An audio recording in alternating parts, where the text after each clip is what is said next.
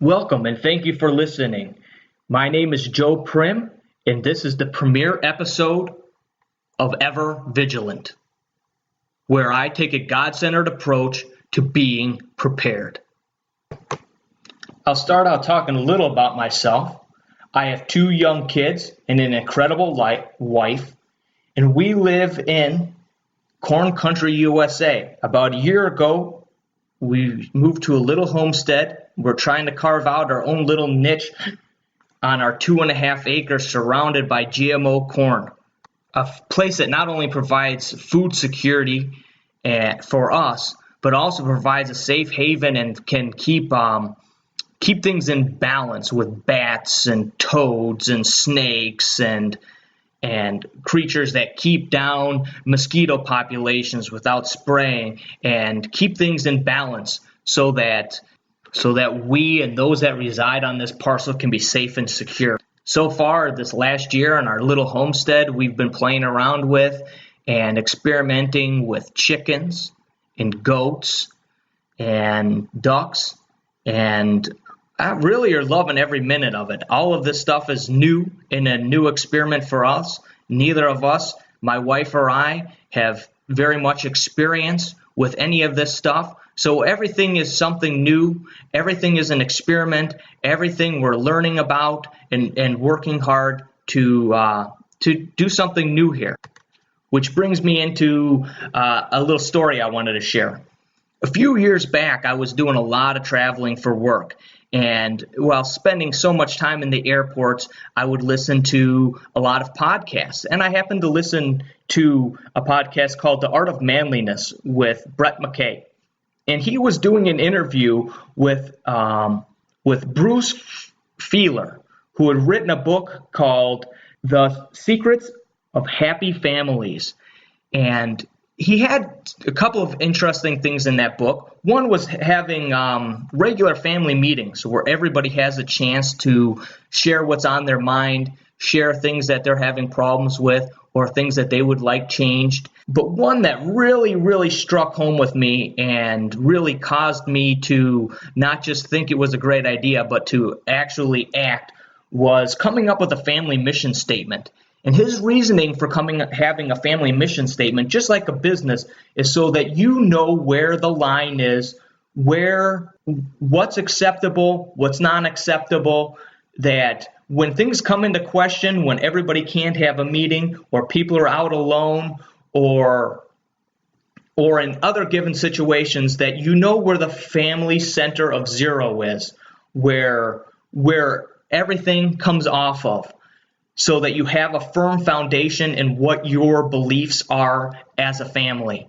And I thought that was very good, and I was anxious to get home after that trip to work on a family mission statement with my wife and kids. The funny thing is, at that time, my kids were only 3 and 5 years old, but nonetheless, I thought it was important to do. So I set out with a piece of paper and my 5-year-old, and we worked out our family mission statement. And this is what we came up with. And granted, a few of these are redundant, but this is what happens when you work on mission statements with 5-year-olds. Number 1, we love and serve God. Number 2, we live by the golden rule. A little redundant, but important. We aren't afraid to make mistakes. This one, I think, is very important. We are committed to one another. We listen carefully. We try new things. We work together. And the one my 5-year-old came up with and thought was very important, we stick together. We expect the best and prepare for the worst, and we are thankful. So this embodies our family, what we think is most important, and we can always come back to this. Well, one of these took on a life of its own, especially with my young son, and that is and has kind of become our family credo. We try new things. And having only been on the homestead now for a year, we try a lot of new things. We try a lot of new foods. Getting chickens and ducklings and now goats have all been experiments in trying new things. So that one of this list has taken on a life of its own. If I had never taken the time to work on this list, to spend the time with my daughter and wife, to do this, we would have missed out on so much without having those 4 words, we try new things in our life. And that kind of boils down to why I am doing this podcast, because that's what we do in our family. We try new things, and we're not afraid to make mistakes. So whether this podcast is a success or whether it's a failure, it is something that I've been thinking about doing for a long time, and that is why I'm doing it. So take the time to sit down with your kids and your wife. Take the time, or husband, and take the time to come up with a family mission statement and check out that book. It's very inexpensive on Kindle. Again, the name of that book was The Secrets of Happy Families. Take the time to come up with a family mission statement. We go over this every time we have a family meeting, and it has become, I guess, the foundation for our family and what we go to.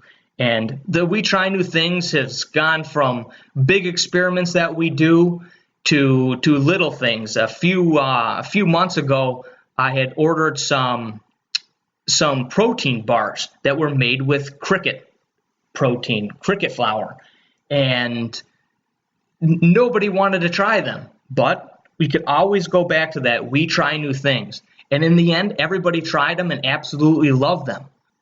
I think something as simple as this will help build your family unit and make you stronger. This is important. Why is this important? Because we need our family to be on the same page as us at this time. This show is about being prepared, about being vigilant. While things are okay right now, is the time to work on yourself, and is the time to work on your relationships with those that are closest to you. If you have children, if you have a significant other, work on your relationship now, because in the future, should things go the way many of us believe they will go, that will not be the time to work on your relationships. One of the best things that we have done is this homestead. It has caused us to work together. Every day when I get home from work, we walk around the property. We look at what's growing in our little food forest. We look at what's growing in the garden. We take a walk and collect all the Japanese beetles that are eating away at our good plants and feed them to our chickens. But we're always doing things together. There's a big difference between doing things together as a family where you are the team, where you are working together. Yesterday, a morning, we were all outside working together to move the electro wire fencing for the goats to rotate their grazing areas. We were all working together. There's a huge difference between working with your family as a team and going and watching your child play baseball or watching them play soccer. There's a difference between building a team with you and them and having them build a team with somebody else. And you building a team and being close to your children and to your significant other will be of the utmost importance in the future. You need them to trust you. You need them to listen to you, and you need them to believe in what you're working on and where you're going. In the past, all this stuff happened. This was a natural part of being a family. Families went out and collected firewood. Families worked together in the garden. Families worked on canning. Families worked on making sausage or whatever it might be. There was a lot of things that needed to be done and could not be done by a single person. Therefore, those responsibilities didn't fall on a single individual. They fell on the whole family unit. The survival of the family depended on everybody working together. And I think at this time, it is of the utmost importance for us to work on being strong and working together as family units. So that's my little story for today about why I'm starting this podcast and what kind of got us even onto this heading towards a homestead, was that we're not afraid to make mistakes. We try new things. And believe me, every day here, we're trying something new. Success or failure, that doesn't matter. The point is that we're trying something new. Next week, I'll share a little bit about the word open and what that one word has done for me and where that has gone and taken me in my life. So thank you for listening, and as always, be sober, be vigilant, because your adversary, the devil, as a roaring lion, walketh about, seeking whom he may devour.